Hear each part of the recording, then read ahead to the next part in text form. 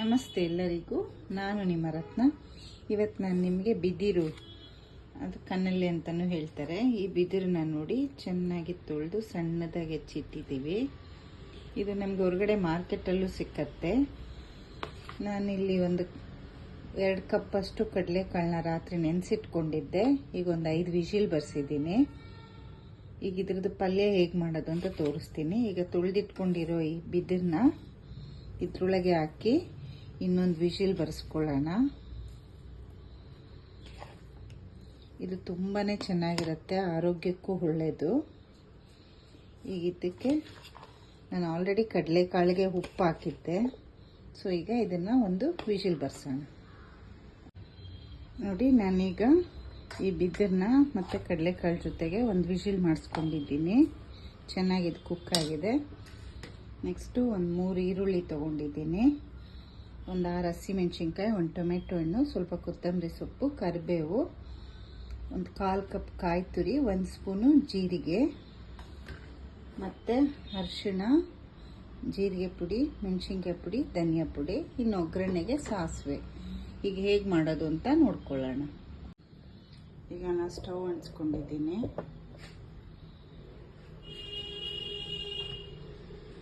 ಇದಕ್ಕೆ ಒಂದು 5 ಸ್ಪೂನಷ್ಟು ಎಣ್ಣೆ ಹಾಕ್ಕೊಂಡಿದ್ದೀನಿ.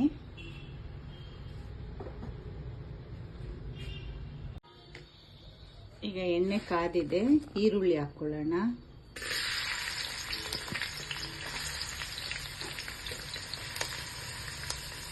ಈ ಈರುಳ್ಳಿನ ಚೆನ್ನಾಗಿ ಹುರ್ಕೊಳ್ಳೋಣ ಕೆಂಪಗಾಗೋವರೆಗೂ.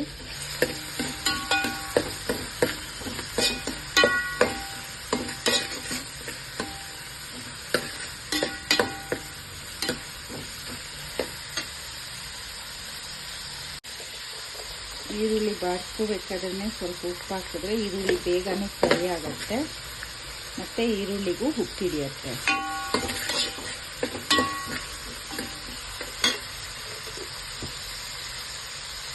ಈಗ ಈರುಳ್ಳಿ ಸ್ವಲ್ಪ ಕೆಂಪಗಾಗಿದೆ.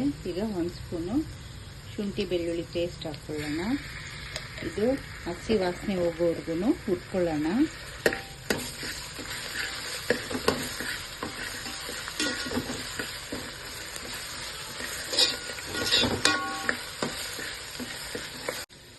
ಈಗ 1 ಸ್ಪೂನು ಮೆಣಸಿನ್ಕಾಯಿ ಪುಡಿ ಹಾಕ್ಕೊಳ್ಳಿ, 1 ಸ್ಪೂನ್ ಧನಿಯಾ ಪುಡಿ ಹಾಕ್ಕೊಳ್ಳಿ.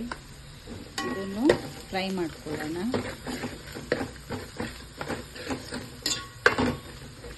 ಟೊಮೆಟೊ ಆ್ಯಡ್ ಮಾಡಿ.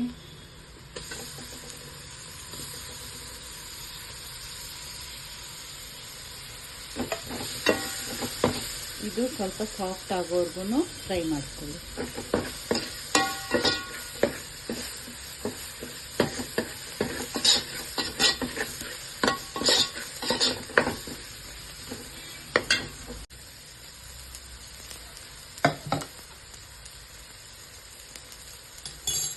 ಬೇಯಿಸಿಟ್ಕೊಂಡಿದ್ದಲ್ಲ ಈ ಕಾಳು ಮತ್ತು ಬಿದಿರು ಹಾಕ್ಕೊಳ್ಳೋಣ.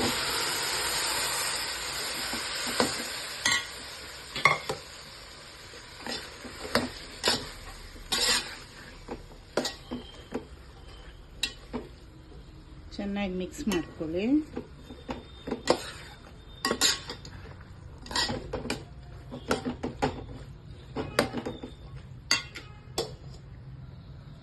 ಈಗ ಹಸಿಮೆಣಸಿನ್ಕಾಯಿ ಹಾಕ್ಕೊಳ್ಳಿ.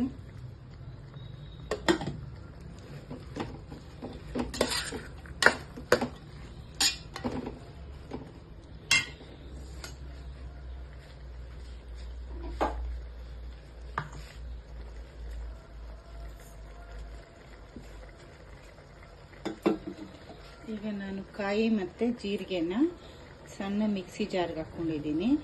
ಇದನ್ನು ಜಸ್ಟ್ ಡ್ರೈ ಪೌಡ್ರ್ ಥರ ಮಾಡ್ಕೊಳ್ಳೋಣ, ನೀರು ಹಾಕಿ ಪೇಸ್ಟ್ ಮಾಡ್ಕೊಳ್ಳೋದು ಬೇಡ. ಒಂದು 1/4 ಸ್ಪೂನಷ್ಟು ಅರಿಶಿಣದ ಪುಡಿ ಹಾಕ್ಕೊಂಡಿದ್ದೀನಿ. ಈಗ ಸರಿಯಾಗಿ ಮಾಡಿಕೊಂಡ್ರೆ ಸಾಕು. ಈಗ ಇದನ್ನು ಆ್ಯಡ್ ಮಾಡೋಣ.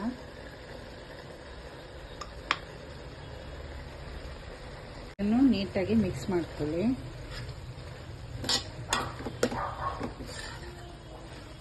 ಉಪ್ಪು ನಾನು ಆಗಲೇ ಕಡಲೆಕಾಳು ಬೇಯಬೇಕಾದ್ರೆ ಹಾಕ್ಕೊಂಡಿದ್ದೆ. ಈಗ ನೋಡಿ, ಒಂದು 1/4 ಸ್ಪೂನಷ್ಟು ಹಾಕ್ಕೊಳ್ಳಿ.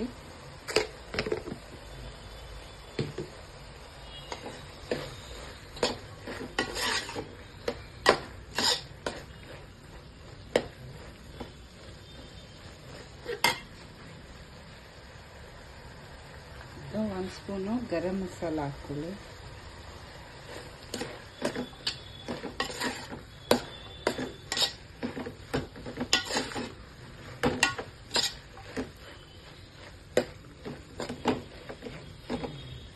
ಈಗ ಇದಕ್ಕೊಂದು ಒಗ್ಗರಣೆ ಕೊಡೋಣ. 1 ಸ್ಪೂನಷ್ಟು ಎಣ್ಣೆ ಹಾಕ್ಕೊಳ್ಳೋಣ.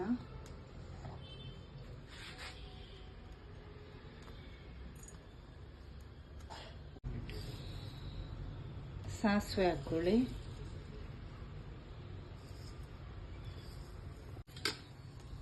ಒಂದು 1/4 ಸ್ಪೂನಷ್ಟು ಜೀರಿಗೆ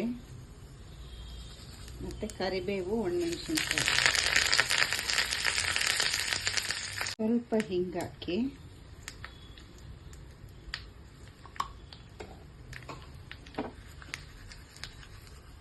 ಈಗ ಈ ಒಗ್ಗರಣೆನ ಇದಕ್ಕೆ ಹಾಕ್ಕೊಳ್ಳೋಣ.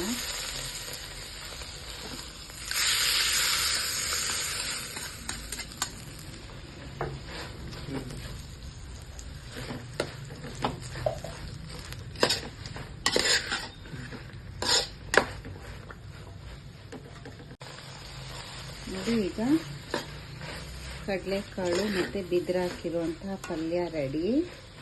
ಬೀಂಬಳೆ ಅಂತಲೂ ಹೇಳ್ತಾರೆ ಇದನ್ನು.